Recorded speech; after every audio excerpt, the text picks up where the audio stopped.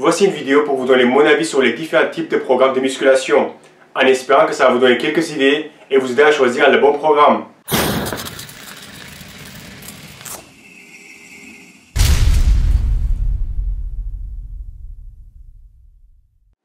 Il y a différents types de programmes de musculation et les plus populaires sont les splits sur 4 ou 5 jours que j'ai déjà essayé, le push-pull legs qui était mon préféré pendant longtemps, le half body c'est ce que je fais actuellement et le full body.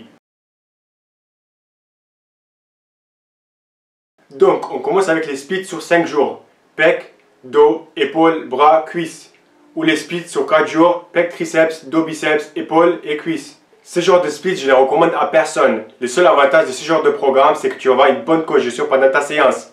Il n'y a aucun autre avantage de travailler un groupe musculaire pendant 1 heure ou avec 20 séries. Quand tu travailles un muscle, ton objectif est tout simplement de stimuler le muscle et déclencher la synthèse des protéines qui va durer 48 heures. C'est-à-dire, pendant 48 heures, tes muscles vont reconstruire. Après les 48 heures, c'est fini. Donc si par exemple, lundi matin, tu travailles les pecs, lundi toute la journée, mardi toute la journée, tes pecs vont reconstruire. Puis tu as mercredi, jeudi, vendredi, samedi et dimanche perdu. Pourquoi tu veux faire ça sachant que tu ne peux pas stimuler les muscles 2 ou 3 fois plus? Si par exemple pour les pecs tu fais 3-4 séries de développé couché, 3-4 séries de développé incliné et allez 3-4 séries d'écarté. Là tu as stimulé 95% des fibres musculaires. Tout ce que tu fais après c'est presque une perte de temps. Regarde mes vidéos sur la pyramide si tu veux des études. Ce n'est pas comme si tu fais 10 séries tu vas avoir une réponse et si tu fais 20 séries tu vas avoir 2 fois plus de synthèse de protéines. Non, malheureusement ça ne marche pas comme ça. Et puis s'il y a un jour férié ou un jour tu ne peux pas aller à la salle, tu vas faire quoi? Tu vas tout décaler. Et du coup tu vas travailler chaque groupe musculaire quoi? Tous les 8 jours. Un autre désavantage avec ce genre de programme, c'est le déséquilibre musculaire. Par exemple, les pecs, tu vas les travailler 1 fois par semaine. Les épaules, tu vas les stimuler 2 fois, quand tu travailles les épaules et quand tu travailles les pecs. Les triceps, tu vas les stimuler 3 fois par semaine, quand tu travailles les bras, les épaules et les pectoraux. Donc pour moi, un split sur 4 ou 5 jours, où tu travailles chaque groupe musculaire 1 fois par semaine, ce n'est pas un bon programme. Ça ne veut pas dire que tu ne vas pas avoir des résultats avec, mais sache que ce n'est pas ce qui est optimal. Sauf si tu utilises des anabolisants où la durée de la synthèse des protéines augmente. C'est-à-dire, si par exemple tu travailles les pecs lundi matin, lundi toute la journée, mardi, mercredi, jeudi ou même vendredi, les pecs vont reconstruire. Mais bon, si c'est ce que tu veux faire, voici un exemple d'un split sur 5 jours. Et voici un exemple d'un split sur 4 jours.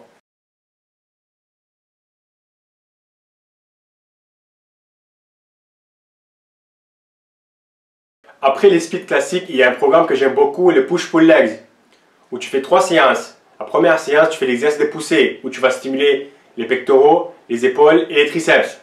Deuxième séance, tu vas faire tous les exercices de tirage, où tu vas travailler tout le dos, l'arrière des épaules et les biceps. Et pour la troisième séance, tu vas faire les cuisses.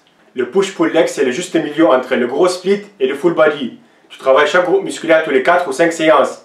Et à chaque séance, tu as une bonne sensation.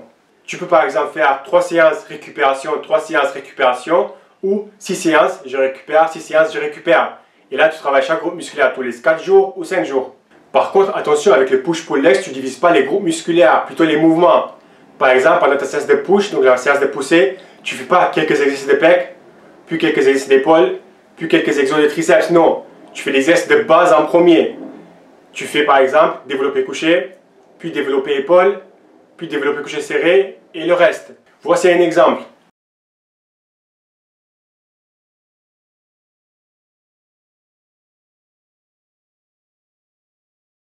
Après le push-pull legs, il y a le half body. Et le plus classique, c'est de faire une séance haut du corps et une séance bas du corps. Et l'avantage, c'est que tu vas travailler chaque groupe musculaire au moins 2 fois par semaine, sans passer 3 heures à la salle. Tu peux par exemple faire haut du corps, bas du corps, récupération, haut du corps, bas du corps, récupération, ou tu peux enchaîner 4 séances, tu récupères, 4 séances, tu récupères. Pour certains, les désavantages seront les déséquilibres de volume entre les séances de haut du corps avec les séances de bas du corps, ce qui est très compréhensible. Mais le half body, ce n'est pas que haut du corps et bas du corps, comme par exemple le programme que j'ai à vendre, où une séance travaille à la chaîne postérieure et une séance travaille à la chaîne antérieure. Je ne vais pas donner plus de détails car il y a des gens qui ont payé pour ça, mais si ça t'intéresse, il y a le lien en bas dans la description. Et voici un exemple de half body haut du corps, bas du corps.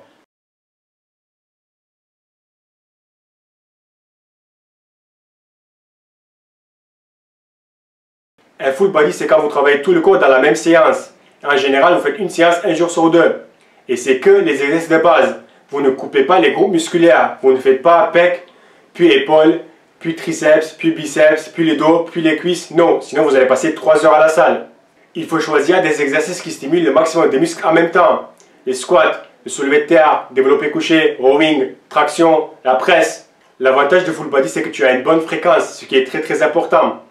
Et puis, comme tu fais que des exercices de base, tu vas progresser vite sur les exos, car tu les travailles 3 fois par semaine. Mais par contre, ce sont des séances dures physiquement, et en général, ce sont des séances plutôt longues.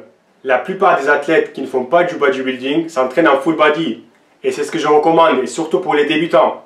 Le désavantage avec le full body, c'est que si tu aimes aller à la salle tous les jours, ça ne va pas être possible, et crois-moi que j'ai déjà essayé. J'ai réussi à tenir 3 semaines, 5 séances par semaine, et à chaque séance, je faisais 5 séries de 5 squats, 5 séries de 5 soulevés de terre, 5 séries de 5 développés couchés, et 5 séries de 5 épaulés jetés.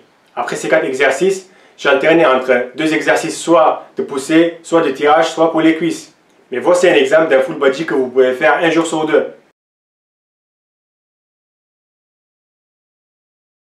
Parmi les autres programmes classiques, vous avez les 5x5, où vous faites 5 séries de 5 sur votre exercice de base. Par exemple, vous faites 5x5 sur le développé couché, puis vous faites 3-4 exercices qui vont vous aider sur le développé couché. Vous faites 5 séries de 5 sur le squat, vous faites 3-4 exercices qui vont vous aider sur le squat, et puis vous faites 5 séries de 5 sur le soulevé de terre, et vous faites 3-4 exercices qui vont vous aider sur le soulevé de terre.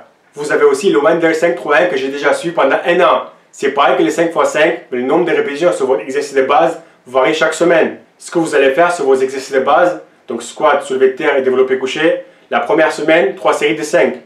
La deuxième semaine, 3 séries de 3. La troisième semaine, 5 répétitions, 3 répétitions. Pour la dernière série, vous allez faire un max. La quatrième semaine sera une semaine de récupération. Si ça vous intéresse, les programmes, vous pouvez les trouver très facilement sur Internet. Au final, peu importe votre programme, le plus important, c'est de faire quelque chose que vous aimez, la régularité, la progression et la quantité de calories que vous mangez par rapport à votre objectif. Car rappelez-vous, à la salle, l'objectif est de construire du muscle. La perte de graisse, c'est juste une conséquence. Merci et à la prochaine vidéo.